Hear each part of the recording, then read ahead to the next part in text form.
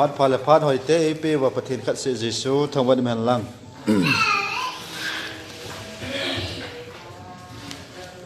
cùng pula cô này nó gal đó chính ở hiện company nó tăng hỏi ông đỡ bên chủ tế nga hay là ông đỡ lâu yang ông mình im na mun che na wa pathin hi iti ama pin ni ko iti gal de dio ham iti len dio ham iti na welcome dio ham ti pa he na hi ga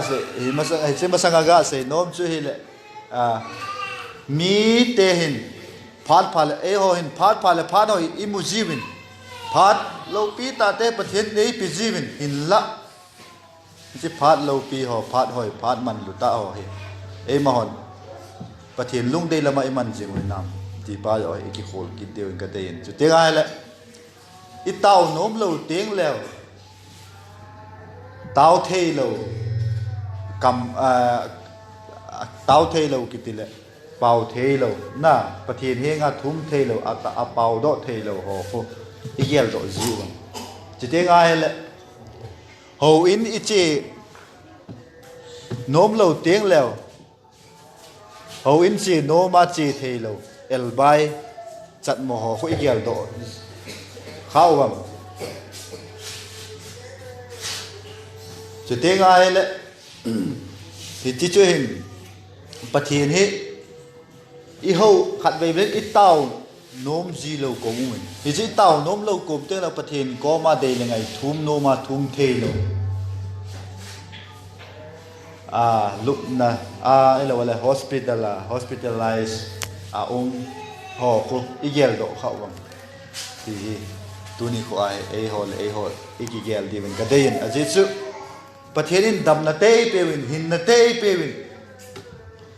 ama vợ chơi dia yêu điều ama vợ chơi đình hi ikin pi pen chút ti lâu ai lệ in zo tiếng lệ ikisi ni tiếng leo mi hau pa banga chu Lazarus hungen langka tanga tui wat khat be yong lệ ati banga che hon long in se kha diu ti jat ta he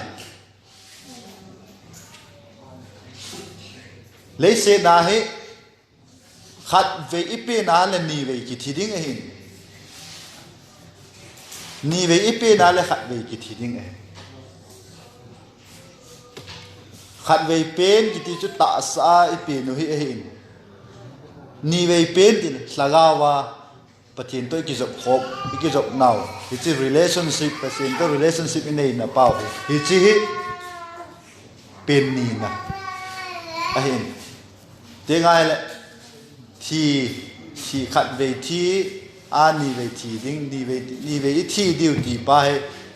ít tạ sao用thì đinh ít sao gạo用thì đinh thì chỉ chữ thì ni na ai hiện thì chỉ là ít sao gạo một số chất na đinh ai lấy xịn na ai ho hiện ít cái hàm bol hiện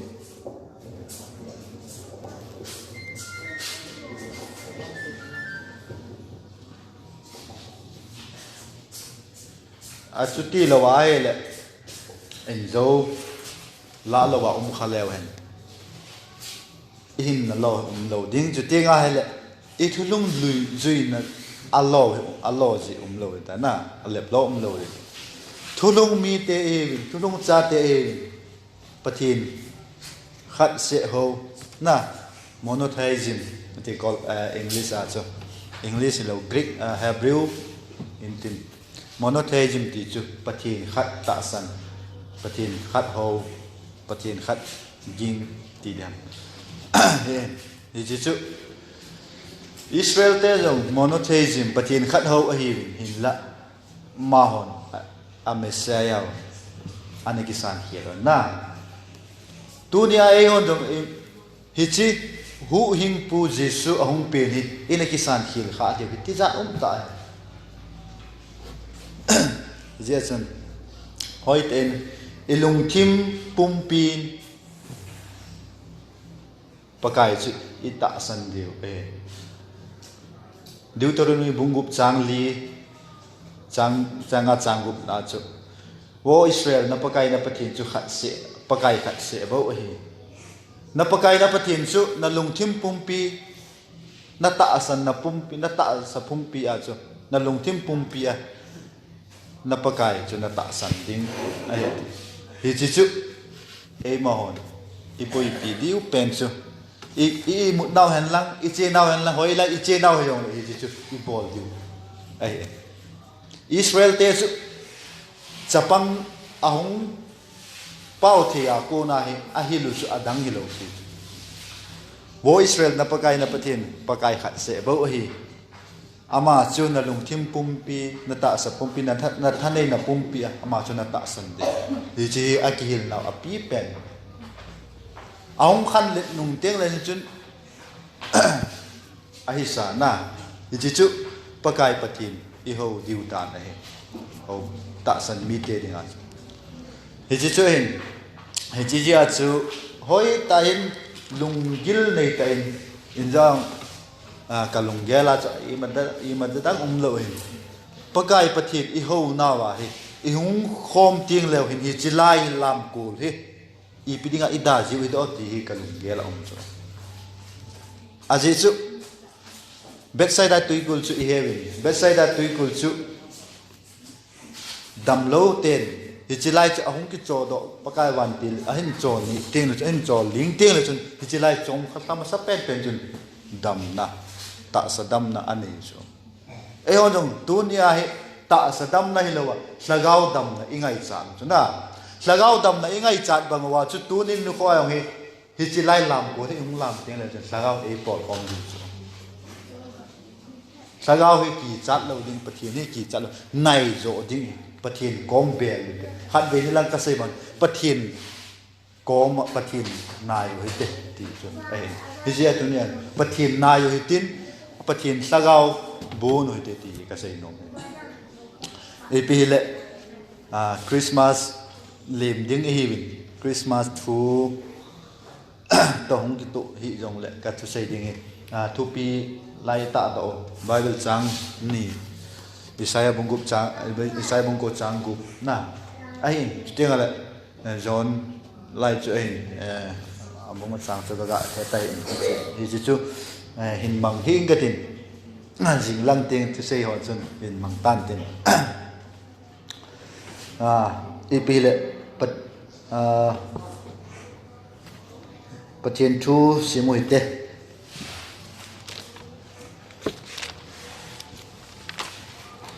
mag bung khat chang thum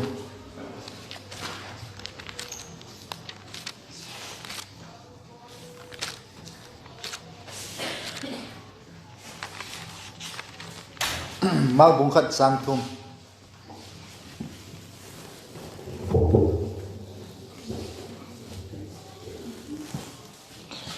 mag bung khat chang thum gam thi ma khosam o khanin pakai lam len sim tu san ko jun alam pi sim zangun ate tengal luk bung khat sang som thum legit luk bung khat sang som thum legit simoite hi chun mariamin ven pakai ven keima pakai so nu kahi kachunga na sei bang bang chun lung hen ati chuparin wantil chu ama nu koma konin achi mangta na hi athu sim pakai pathenin te ibu pe taw han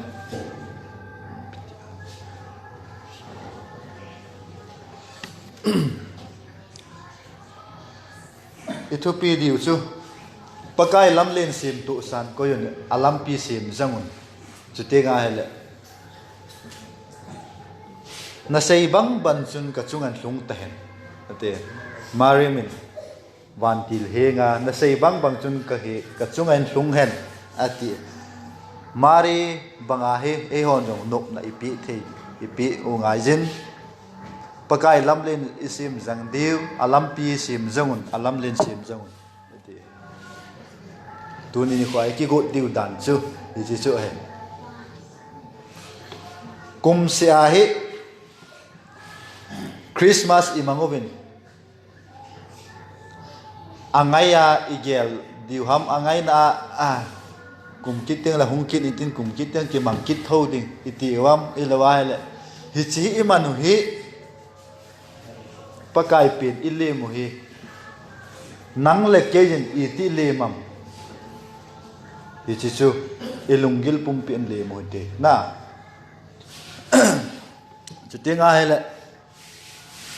cùng pakai pin pakai ahong pin tiếng hi aki sei na hi cùng sang li masang ako na hin kisay pan hi chi chu hin ahong kisay pan hin la ahong pin pha den ami ten an he po na chu te ga le hi chi ta bang chu hin Christmas Bible ami ten i ti an li mu bam ti pai ga ve jam mo hitin ama sa pena Herod leng pa ai in Herod leng pa ki golo wa cho pakai pin lim ding ai ki golo wa so na ama chun i ti analam tu go nam iti ai le Matthew bung ni chang khat na ko na chang sagi chana imu vin chu te ga le chang som le thuma ko na som le ge na chu imu Herod leng pa aki go lo dan chu asile ka thim ho chu asile ka thim ho chu ahung do chu Herod leng pa pakai juta te leng pa pin ding ti ka he ovin hoya ping ham atiu ado chu na hi che do phan wa chu juda te leng pa ping ding hi ti a het pha na chu Herod chun i piti ki go tan ti ai la ke tai lo leng dang thei pon te ti a anakila ta chu kilit sa na ki chapo sa na anala a hi chi chu pakai pin ding hi su boi go chu ama a su boi go na pakai chu a su mango ta chu hi chi chu hin tu ni ko ai Herod leng pa chun pakai pin ding anaki go lo chu ma alim ding ha anaki go lo ai chi chu in chu te nga hele sile ka thim ho ai ki na win abana sile ka thim ho yong chun anaki go khil ki na wa ma ho yong na anaki go khil ki na wa ipidang ki go khil hon ti a hele pakai pin ding juda te leng pa apieng ding he ti a he nu chu a he nu wa hoi la ya pieng ding ham ti an he lo chu ana ki go khil ki ta wa na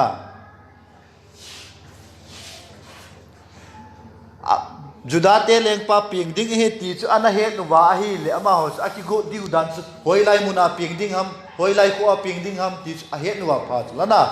a ti wa lom ta chu an het lo piu chu la hi chu ki go khil na ki Herod leng pa aga do chu Herod leng pa aga do wa hoi la ya ham juda te leng pa ping di ti chu ka he min hoi la ya pin na ana do chu hi chu ki go khil na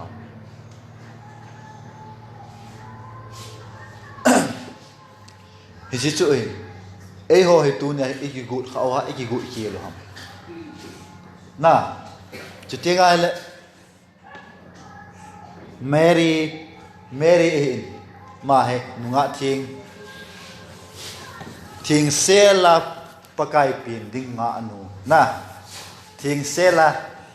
thing hin ko thing manga pakai pin ding nga anu he aji chu nunga thing Virgin Mary ti le English as a virgin ga ti a le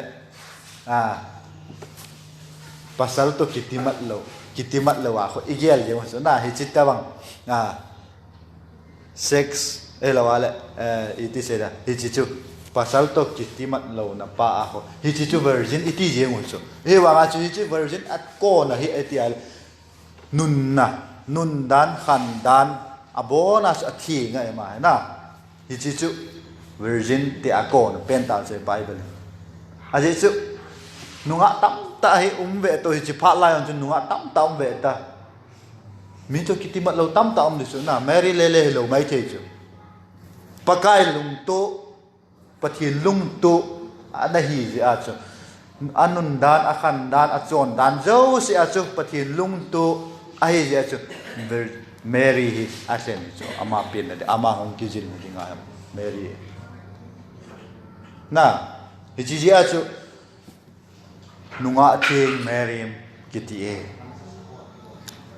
Joseph hi kinin Joseph pathin lesit na ahung pe na lesit na apa ti de na lesit na ta sa phia pia apa ti te ne je che hin ama jong hi Christmas ama jong hin pakai pin hi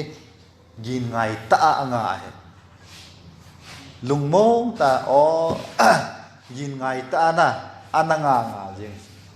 ama jong Mary banga he golang pata golang chon pata he golang chon pata he ma yong hi a chu Joseph hi ni sen ti ta so na hi te banga chu pathian hin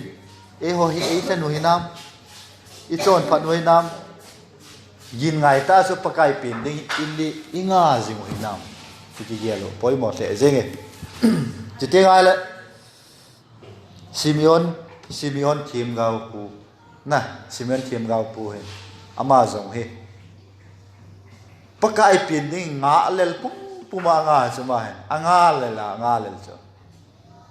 pakai pin ding anga lel aji chu I piding anga lel ama te ta chat thei talo kitile a chat thei in la a te walta na he chu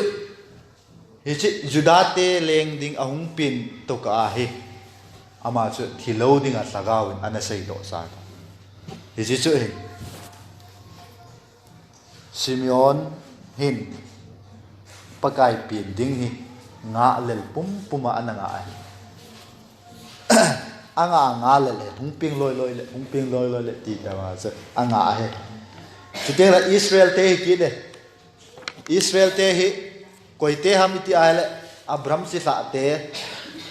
pakai pathianin ama holdinga ama chisa ama namsen te pakai namsen te pathin namsen te na Jehovah namsen te ma Israel te hi pakai pathin namsen ai heaven hinla Israel te hin apakai Amesia pin lam anak het pha lo so Amesia pin lam anak het pha him chit lo ma oi mi ka thim gao ana sei hi ana sei mi ka thim gao kama ana sei sa ya ana het jung hi ba ahung pin pha na ana het pha lo so Israel te he Yang pathin nam sen di wa na ai wa chu Amesia aleng pau hong pin phan ai ki het pha kit lo chu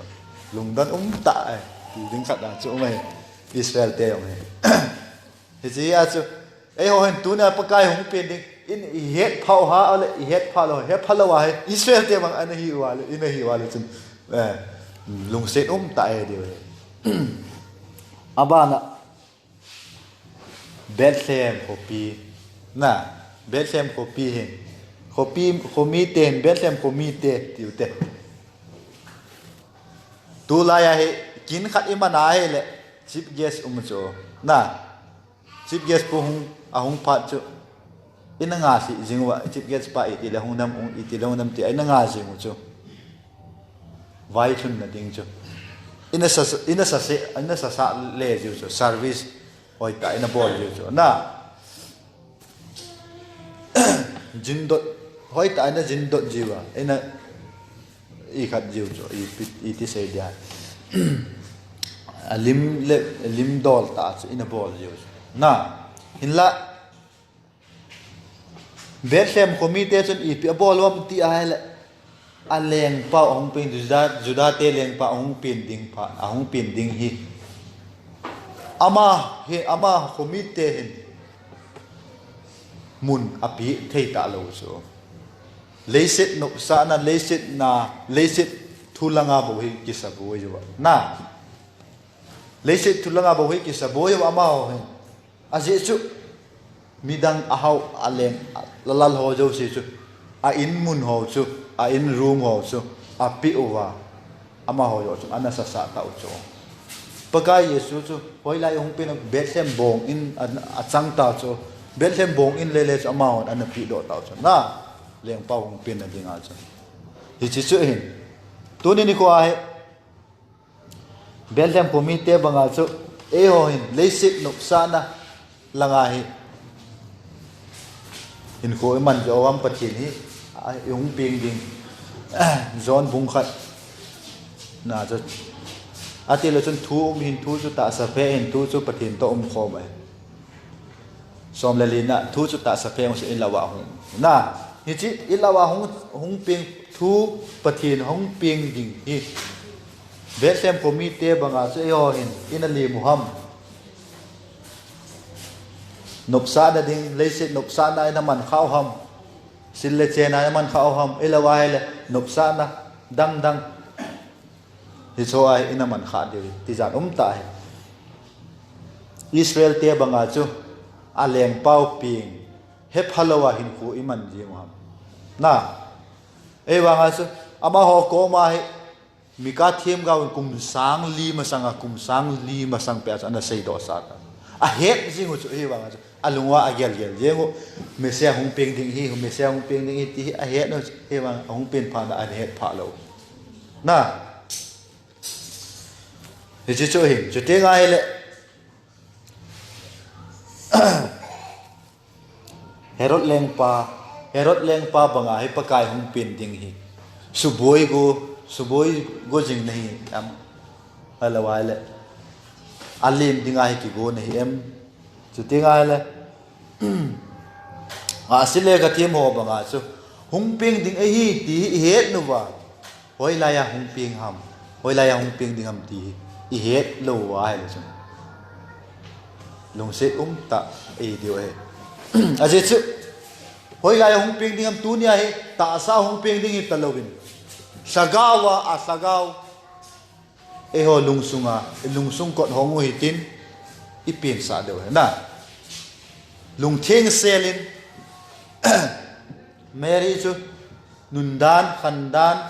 ta salang yan lang slagaw lam hiyong le theng sel hisita banga chu hin kho mangu hitin chu tile pakai patin ilung sung hong ping the na tu ni ta sa hong ping ni tapui kum sang ni masanga hong ping ta na hichi hong ping chu hichi Christmas imanu tu ni Christmas imanu hi so isaw jap le Christmas imanu hi atila chu pagan holiday kitile pathin ho lo ho na ama ho holiday hi chu hichi holiday chu Constantine leng pain Rome leng pain hichi hin khela edi zanga le ti vela a ko na hungi khela hichi holiday chu hungi khela Christmas a hungi khel do Christmas Chris itiale Christ itiale lengdinga thau no mass itiale gathering na khom kiloi khom Christmas ichi chu mi cha chu ai khial do ai ichi ya chu hichi tunya Christmas imanu hi pakai hichi ni hin ahung pengi ti na yong hilo e wa nga chu pakai ka dingin ahung pengi leisi na nang le ke hu do dingin ahung pengi ti he na dinga chu imanu hin la hichi imanu hi ei hon leiset no sa na elawale achung langa I thu piu chi ala pakai lam len sim jangun alam pi sim to san ko yun ti to hichi alam pi chu ahung pen na ding lam pi hung pen na ding ilung sung kot I hon hoi nam kalung sung bong in hung pengin ti la isa jing jing so na hichi te banga chu tu nia hi ilung sung bong in sunga hi pakai kineo sa ta hung pin pha na chu Israel ten na hai milo hichi te banga chu e hon dong tu ne kineo sa ta in pakai ana lam to te na ana li mo te chu te e ho Christmas mang kha pen chu I he chỉ tiếng ai lại cả chung anh là xây bằng in lung hen thì cho mari van til koma cả chung anh là xây bằng in lung hen pakai số nu cái là chung anh là xây bằng lung hen Mary banga he e ho jong in pakai na thu cái na nanga cái cả chung anh là lung dei bang ta in lung iki gut thiu iki gut apoi mo na lung thieng sel lin elawale kina ke bau elawale hi cho so pai sao ten patien hi lung thieng sel lin patien gal to no tin lung sungin pen sao te leset nop sana hama pen sa deu ham elawale nếu lại là xin lệ sen họ hay cái bối mò xã na pistor cho lâu là in có tên Christmas cái măng nôm lo cái cặp riêng na xin lệ sen to cả sang khol thả thả ấy cho bây giờ là Christmas cái măng nôm lo hiện giờ Christmas ấy họ cái gì lại là hiện giờ vốn thả Christmas thì vốn thả cho na iman tao festival tao ấy này na hiện giờ cho hiểu rồi vốn thả chỗ này là pakai sagau ichan na diu zo iman lang apoi mo na obung mi te Krista sagau chang lâu lại tên chan na inai god diu hal na nei lo tên hal na nei god diu hoin kai nom lo tên no kai nom nei nei god diu hi chi pathin sagau ichan gon ngai ilung sungai pin sao ngai chu te nga le chun pathin ilawa hung cheng Emmanuel ti na pathin ka koma ilaw wa ông ti so hi chi chung su de achuti lo ai le Emmanuel hi talawa pathin su ei ho la poi ti tawa ki ti khala suna pathin ni ili mu ngai na along dei bang ta so Mary pakai so no kanu ka sunga na dei na sei bang ban lungen te nop na ape banga e ho nop na ipi ngai ino thế này đi vào chỉ chỉ gọi điều ham lùng thím thiêng ilawala nun dan chon dan khan dan ho Joseph Mary to Joseph banga cho thiêng ta hin ko iman điều poi mo sagawa na thì chỉ chu apoi mo pen tu ni sa tiếng ai leng khom long bol tiếng yêu sa là ngao leng khom bol gam tay on cái khen lâu lại rồi in là chỉ pathin có mà ông hệ anh sẽ như thế nào pathin thua cái hồ lim bao hệ nô mình chỉ khen do lên liền khó bao nhiêu pathin thua cái hồ lim thâu thâu đi pathin vã chơi lại xả thâu thâu điều na chỉ lại lòng pathin cuối ngày thâu thâu à thâu pi pe này thì chỉ thu lông mi tên ai bao điều à pi pen pathin ai vã chơi điều hay bây giờ chúng tôi đi phá này ta in là mình dí bằng một số là xóm này thì không kinh lên bật tiền em mà họ gọi là xóm này để ai tiền nghe tiền số na vậy là chúng lâu mấy thế chứ hy vọng là chúng ilung sung ai pin sa được à poi một bên ít xóm này cái tipo pung khát cái pung ní cái tipo ít pin sa được ít lấy pin sa được em mà họ chúng kinh nghiệm hết na thì chứ ki hang bolutin ki eng bolutin hi chi ilung sung wa patien hi hung ping ding hi pin sa go he ti chu tu ni tha pha na sei the le sei mo chom cha yong le i sei to naw pagai patien ni chang chawan nen phathei bo pe taw no ka ki pa